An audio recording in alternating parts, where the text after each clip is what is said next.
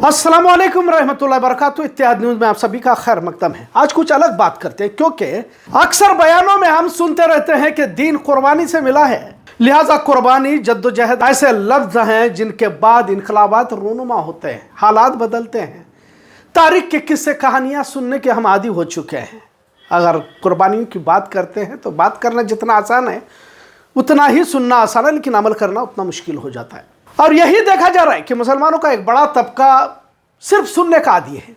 आपको दोनों तरफ, यानी नायक हो या खलनायक, दोनों में जब तक शिद्दत नहीं देखी जाती तब तक समाज में उसे याद नहीं किया जाता। अगर टीपू सुल्तान शहीद रहमतुल्लाह अलैह को याद किया जाता है तो गद्दारी करने वाले पुरनैया को भी याद किया जाता है, और उसी तरह मुनाफिकत का किरदार निभाने वाले मीर सादिक मीर जाफर को भी याद किया जाता है।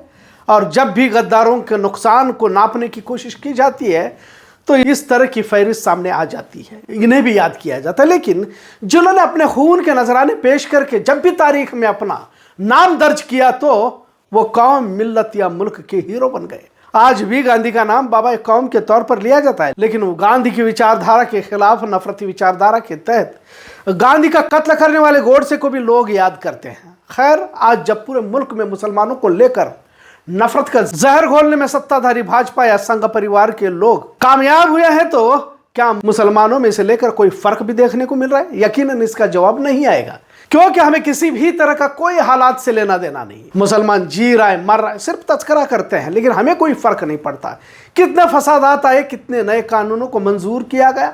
अब तो औकाफ की जमीनों को लेकर कानून भी मंजूर किया गया है। थोड़ी बहुत हरकत मुसलमानों में देखी जाती है, बाकी सब आराम चल रहा है। उससे आगे बढ़कर कॉमन सिविल कोड को भी नाफिज करने की तैयारी में सत्ताधारी मौजूदा हुकूमत लगी हुई है। इतना सब कुछ होने के बाद मुसलमानों के पास किसी तरह का कोई मंसूबा नजर नहीं आ रहा। फिर दीनी, सियासी या दिगर बड़ी बड़ी तंजीमें जो मुसलमानों के फलाह बहबूदी या फिर जुल्म ज़्यादती के खिलाफ आवाज उठाने का दम भरते हैं, अपने आप को हक पर होने का दावा भी करते हैं। खैर, अगर दूसरे लफ्जों में कहा जाए तो मुस्लिम समाज में कौमी मसाइल के लिए लड़ने वालों की कदर नहीं है। कोई इस मिल्लत के मसाइल के लिए जेल भी जाता है या अपने जानों के नजराने तक पेश करता है, कुर्बानी देता है, तो मिल्लत के किसी भी फर्द को कहीं भी किसी तरह का फर्क पड़ता दिखाई नहीं देता। आज कुछ बातें इसी ताल्लुक से आपके सामने रखने की कोशिश करते हैं। आज बड़ी रात है, शब बारात, देर रात तक मुसलमान जागते भी रहते हैं। कल हमने इसी को लेकर वीडियो भी बनाया था। खैर, आज जामिया मिलिया के कुछ तलबाओं को दिल्ली पुलिस ने हिरासत में लिया है। वाज़ह रहे कि पिछले साल 2024 में CA/NRC को लेकर जो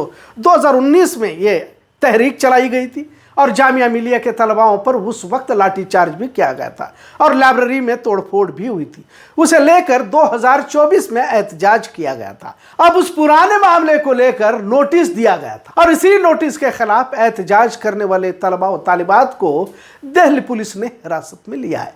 यह आज की खबर है, जिसके बाद यहाँ तनाव का माहौल भी देखने को मिल रहा है। कभी इल्म का गहवारा समझा जाने वाला जामिया मिलिया को अब जेल बनाने की साजिश चल रही है, इसका कई तलबाओं की तंजीमों का कहना है। इसके बरक्स यहाँ भाजपा, RSS की तलबाओं की तंजीमें बेखौफ दादागिरी करती है का इल्जाम भी लगाया जा रहा है। आज इसी हिरासत में लिए जाने की वारदात पर कुछ गुमनाम तलबा तालिबात का जिक्र भी जरूरी हो जाता है।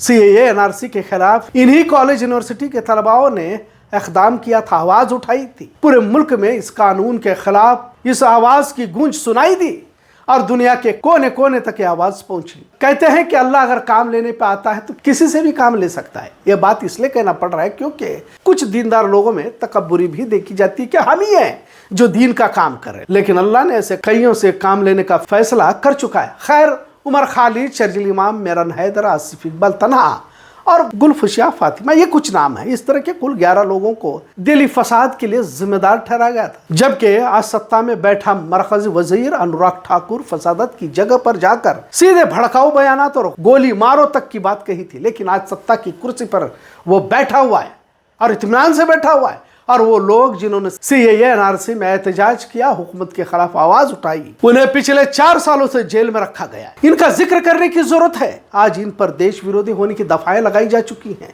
इनका जिक्र तक करने की हिम्मत आज की कौम के उन नाम निहाद दीनी सियासी रहनुमाओं में नहीं है जिन्होंने हक की आवाज उठाई थी।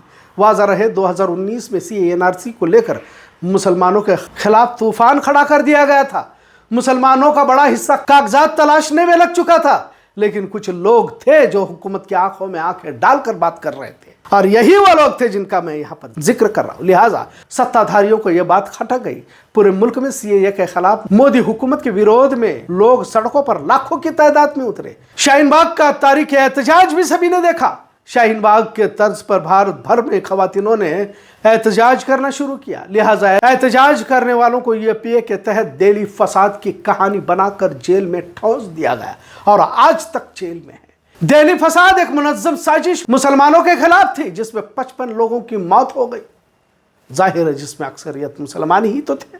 خیر، جن لوگوں نے سی اے اے کے احتجاج میں اہم رول ادا کیا تھا انہیں مجرم بنایا گیا، اور وہ کوئی اور نہیں، کالج میں پڑھنے والے طلبہ و طالبات تھے۔ اسی میں سے ایک گلفشا فاطمہ بھی پچھلے 4.5 سالوں سے جیل کے قید خانوں میں بند ہے۔ یونیورسٹی میں پڑھنے والی گلفشا فاطمہ کا آخر کیا جرم تھا جو پچھلے 4.5 سال سے زائد عرصہ گزرا جیل میں بند ہے؟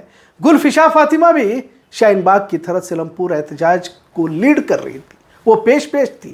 خیر، 9 اپریل 2020 کو گلفشا فاطمہ کو دہلی پولیس نے دہلی دنگوں کی ذمہ دار بنا کر گرفتار کیا۔ اب تک 46 مرتبہ ہائی کورٹ نے ان کی ضمانت کو رد کر دیا گیا، خارج کیا ہوا ہے، اور آج بھی وہ مسلم طالب علم تہاڑ کی جیل میں قید ہے۔ خیر، مختصر یہ کہ 3 بھائی بہنوں میں سب سے بڑی گلفشا، ایک اور بھائی عتیق حسین، اور والد کا دہلی نارتھ ایسٹ میں چھوٹا سا ایک کرانہ دکان ہے۔ گھر میں بھی گلفشا خاموشی رہا کرتی تھی اور زندگی میں پڑھ لکھ کر کچھ بننا چاہتی تھی۔ گلفشا فاطمہ نے دلی یونیورسٹی کے کروڑی مل کالج سے اردو میں گریجویشن اور پوسٹ گریجویشن کی ڈگری حاصل کی تھی، اور غازی آباد میں انسٹیٹیوٹ آف مینجمنٹ ایجوکیشن سے MBA کیا تھا۔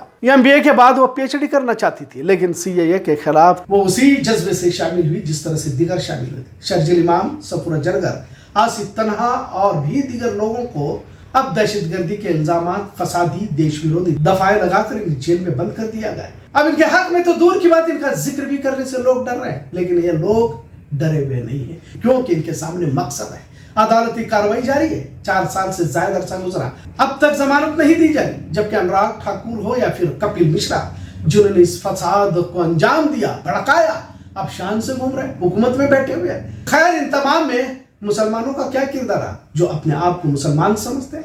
آخر کس انتہا کی کائرتا اس قوم میں آ چکی ہے؟ میں تو دعوے سے کہتا ہوں کہ مسلمانوں کے ایک بڑے طبقے کو ان کے نام بھی معلوم نہیں جن کا ذکر ہم آج کر رہے ہیں۔ آج حق پر ہونے کا دعویٰ کرنے والے کہاں ہیں؟ ان کے لیے کوئی آواز کیوں نہیں اٹھائی جاتی؟ وہ جو صرف مسلمانوں کی طرف دکھنے کو ہی دین کی بات کرنے کا حق سمجھتے ہیں، یہی لوگ حق کی بات کہتے ہیں کہ دعویٰ کرتے ہیں، وہ کہاں ہیں؟ یاد رکھو، اب خدا نے طریقہ بدل دیا ہے۔ کون کس طرح دکھتا ہے زیادہ معنی نہیں رکھتا، بلکہ دین کی خاطر قربانیاں کون پیش کرتا ہے زیادہ معنی رکھتا ہے، اور وہی اللہ کے محبوب ترین بندے ہیں۔ بھلے پوری قوم کو ان سے کسی طرح کا لینا دینا نہ ہو، قوم کا بڑا حصہ تو ان کے نام بھی نہ جانتا ہو، انہیں عزت ملی ہے اور مل رہی ہے۔ ہو سکتا ہے آج کے اس موضوع پر بھی کچھ لوگوں کو ہمیشہ کی طرح اعتراض ہوگا، کیا کر سکتے ہیں، اور خود سپریم کورٹ کا بھی فیصلہ آ چکا ہے، انہیں بلی کے بکرے کہا گیا، لیکن 4 فروری کو کورٹ نے جب ان تینوں سمیت کل 11 لوگوں کو جامعہ ملیہ میں جو فساد برپا ہوا تھا ایک معاملے میں بری بھی کر دیا گیا اور ججمنٹ میں سنایا، اس دوران کورٹ کی طرف سے جو باتیں بتائی گئی وہ بے حد اہم ہے اور اس کی خوب چرچا بھی جاری ہے۔ یہ ججمنٹ قانون کی نظر سے تو بہت اہم ہے، ساتھ ہی سماج کے لیے بھی بہت زیادہ معنی رکھتا ہے۔ 33 پنوں کے اس ججمنٹ کے کچھ پنے تو واقعی تصویر بنا کر دیوار پر چسپا کرنے کے لائق ہے، لہٰذا کچھ لوگ آج بھی جیلوں میں بند ہیں، پر مسلم سماج کا یہ المیہ ہے کہ یہ کسی کو یاد نہیں رکھتے، اپنی زندگیوں میں یہ سب مست جی رہے ہیں، انہیں کسی کی پرواہ نہیں ہے، پر کہتے ہیں جو لوگ تاریخ کو یاد نہیں کرتے وہ کبھی تاریخ بھی نہیں لکھا کرتے۔ یقیناً اسلام قربانیوں سے ہی ہم تک پہنچا ہے، لیکن آج کے اس دور فتن میں گلفشا فاطمہ جیسی کالج کی لڑکیوں کا جرات مندانہ کردار ان لڑکیوں کو بھی اختیار کرنا ہوگا جو کالج کے نام پر کالج کے بہانے غیروں کے ساتھ گارڈنوں ہوٹلوں میں اپنا وقت صرف کرتے ہیں۔ لہٰذا آج کے موضوع سے یہی پیغام کہ دین کے ٹھیکیدار بننے سے بات نہیں بنتی بلکہ قربانیاں لازم ہیں۔ ہر دور میں جرات مند لوگ پیدا ہوتے ہیں اور ہوتے ہی رہیں گے، اتنا ضرور۔ آج کا موضوع کیسا لگا اس پر ضرور کمنٹ کریں۔ اتحاد دیکھنے کے لیے شکریہ، اللہ حافظ۔